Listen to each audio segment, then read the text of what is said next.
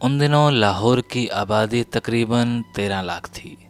इनमें 5 लाख हिंदू और 1 लाख के आसपास सिख। मुसलमानों की आबादी लगभग 6 लाख थी और शेष 1 लाख में मिले जुले लोग थे। इनमें ईसाई भी थे और बाहर से आए नौकर चाकर भी, जिनका मज़हब सिर्फ चाकरी था।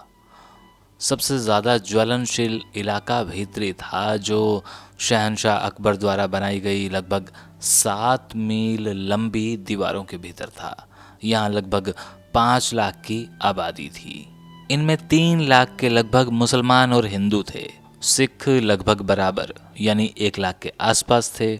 यहाँ उन दिनों कुछ मकान ऐसे भी थे जहाँ हिंदू मुसलमान सिख साझे रूप से रहते थे। यहाँ के बाजार भी अपनी ही किस्म के थे। अलग अलग जगह एक ही किस्म का रोजगार करने वाले अपने आप ही एक ही इलाके में बसने लगते और फिर वह उनका बाजार या उनका मोहल्ला कहलाने लगता। मसलन चमड़े का काम करने वाले जहाँ बसे वह मोची बाजार हो गया। जौहरी जहाँ आसपास बसे वह जौहरी बाजार हो गया। जौहरी बाजार के एक तरफ औतार बाजार था। कांच की रंग बिरंगी शीशियों में करीने से भरा गया हर तरह का इत्र यहाँ मिलता था। कहते थे कि तबीयत में हरापन लाने के लिए बस एक बार इस बाजार से गुजरना ही काफ़ी होता था। मीनाकारी, पच्चीकारी, लाख की पॉलिश करने वाले प्याले, हाथी दांत व सीप जड़ी छोटी छोटी संदूकचियाँ सब कुछ यहाँ मिल जाता था। इन इलाकों में फूल वालों का भी बाजार था। गुलाब व चमेली की गंध से यह सारा इलाका महकता रहता।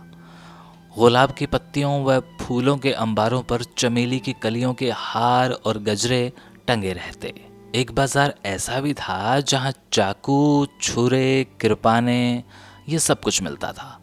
बेशक इन हथियारों का प्रयोग काटने मारने के लिए भी तय था, मगर इनके हत्थे भी सजावट के साथ बनते थे। यानी हर खतरनाक चीज के साथ खूबसूरती का शहद मिला रहता।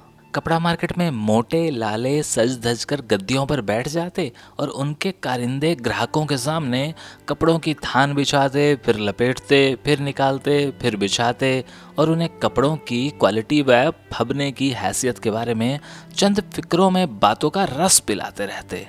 इसी संदर्भ में लाला बुलाकी शाह का जिक्र ना हो तो बात अधूरी रह जाएगी। इसी बाजार में एक हिंदू बस्ती थी। इसी बस्ती के ऊपर की मंजिल पर बैठकर लाला बुलाकी शाह नक्काशीदार खिड़कियों से बाजार की रौनकें देखता रहता।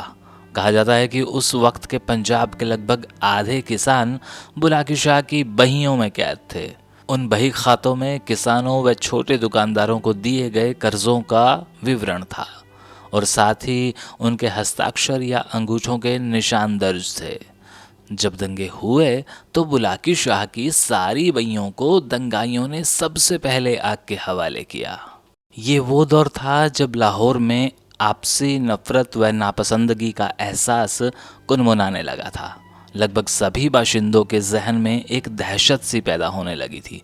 सभी हिंदू व सिख सब यह मान रहे थे कि उनके बसेरे, उनके धंधे, शालीमार बाग की रौनकें और अनारकली बाजार की चहल पहल और मुस्लिम आबादी से उनके रिश्ते नाते सब कुछ जल्दी ही ख़त्म हो जाएगा। लेकिन अब यह तय करना नामुमकिन है कि दंगों की शुरुआत कहाँ से हुई। दरअसल जब अलग पाकिस्तान की चर्चा शुरू हुई तो गांठें उसी दिन से पक्की होने लगी थी। जो लोग तय मान रहे थे कि पाकिस्तान तो बनेगा ही, उनमें से कुछ ने दूसरे मज़हब के लोगों की जायदाद की सूची बनानी शुरू कर दी। जाहिर है यही हालात 35 मील दूर अमृतसर में या किसी और भारतीय शहर में भी हो रहे होंगे। उस समय के बचे खुचे लोग बताते हैं कि कत्लो गारत के सिलसिले की सुगबगाहट मार्च में ही शुरू हो गई थी। अपनी सारी जायदाद व परिवार के लुटने की आशंका से त्रस्त एक मजहब के नेता ने दूसरे मजहब के राजनीतिक दल का झंडा तलवार से काट डाला था। बस उसके साथ ही शुरू हो गया था कत्लो गारत का सिलसिला। इस कत्लो गारत में शहरी इलाकों व आसपास के देहातों के लगभग 3500 लोग मारे गए। ज्यादातर इनमें सिख थे। बस वहीं से लाहौर को अलविदा कहने का सिलसिला तेजी पकड़ने लगा। एक बात तो उन दिनों साफ हो गई थी कि कत्लो गारत मचाने वालों में ज़्यादातर लोग असामाजिक तत्व या नामी गुंडे थे। गुंडा तत्वों का कोई मज़हब नहीं होता। यहाँ थोड़ा सा और स्थिति को स्पष्ट करने की ज़रूरत है। उन दिनों भारत में सिखों की कुल आबादी लगभग 60 लाख मानी जाती थी। इस आबादी में से लगभग 50 लाख पंजाब में रहते थे। अकेले लाहौर क्षेत्र में उनकी संख्या 1 लाख के आसपास थी। हालांकि पंजाब की उस वक्त की कुल आबादी में उनका भाग सिर्फ और सिर्फ 13% ही था, मगर यहाँ की 45% ज़मीनें उनके पास थी। भारतीय फौज में भी उन दिनों 1/3 सिख थे। एक अजब विसंगति यह थी कि सिख, हिंदू व मुसलमान अंग्रेज़ों के अधीन तो रह पा रहे थे, मगर मानसिक रूप से वे एक दूसरे के अधीन रहने के लिए तैयार नहीं थे। सिखों का नेतृत्व उन दिनों मास्टर तारा सिंह के पास था। मास्टर तारा सिंह जज्बाती किस्म के राजनीतिज्ञ थे। उन्हें भड़काना, बहकाना, जोश दिलाना कोई मुश्किल काम नहीं होता था। मगर उन दिनों उनके मन में भी आक्रोश था और वह शिद्दत से महसूस करने लगे थे कि सिख परिवारों पर ज़्यादा जुल्म हो सकता है। वह 5 मार्च का दिन था। 2 दिन पहले खिंजर हयात खां के नेतृत्व वाली पंजाब सरकार ने इस्तीफा दे दिया था। नई सरकार बनाने की कवायद में कोशिशें हो रही थी, और कोशिशें ये कि मुस्लिम लीग व सिख नेता मिलकर सरकार बना लें। कांग्रेस तो उस समय तक विभाजन के विरुद्ध थी ही। अमृतसर के साथ साथ लाहौर में भी स्थितियां बेहद खराब थी। दरअसल वहां उत्तेजना के 2 कारण थे।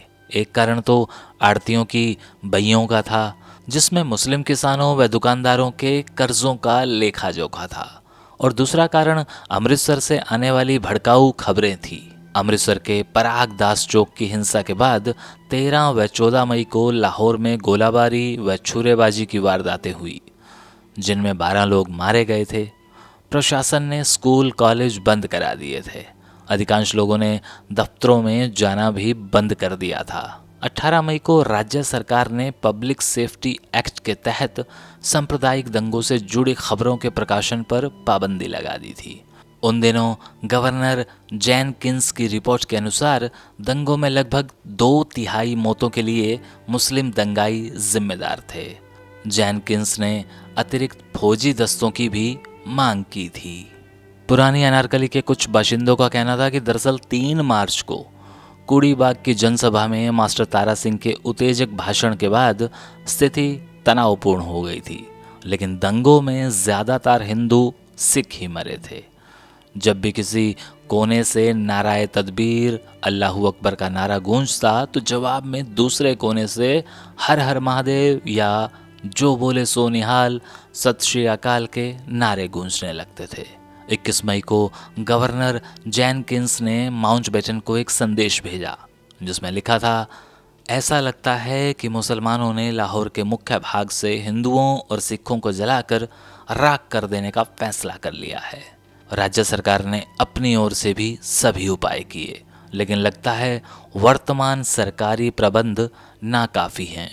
इसलिए एक पूरी अतिरिक्त ब्रिगेड भेजी जाए। उधर 27 मई को मुस्लिमों के एक गुट ने भीतरी लाहौर की पापड़ मंडी, जो कि हिंदू बहुल क्षेत्र था, उसमें आग लगा दी। जब डरे हुए हिंदू सिख घरों से बाहर निकले तो उन्हें पुलिस ने कर्फ्यू के आधार पर वापस घरों में लौटा दिया। लाहौर के ही कूचा मेलाराम में जन्मी विमल इसर ने दिल्ली में एक मुलाकात के मध्य बताया था, मेरे पिता हरबंस सिंह सूरी का खेलों के सामान का कारोबार था। हम लोग पूरे पंजाब में क्लबों के खेलों का सामान सप्लाई करते थे। मेरे पिता धार्मिक कट्टरता में विश्वास नहीं रखते थे, इसलिए मुसलमानों का भी घर में आना जाना लगा रहता था। हमारे घर के सामने एक तंग सी भीड़ी सी गली थी, जो कि हीरा मंडी की ओर जाती थी। दंगों के बावजूद हमारे घर पर कोई हमला नहीं हुआ था। उन दिनों हिंदुओं व सिखों को धर्म परिवर्तन करने के लिए विवश करने की खबरें भी आती थी, मगर हम पर कोई ऐसा दबाव नहीं डाला गया था।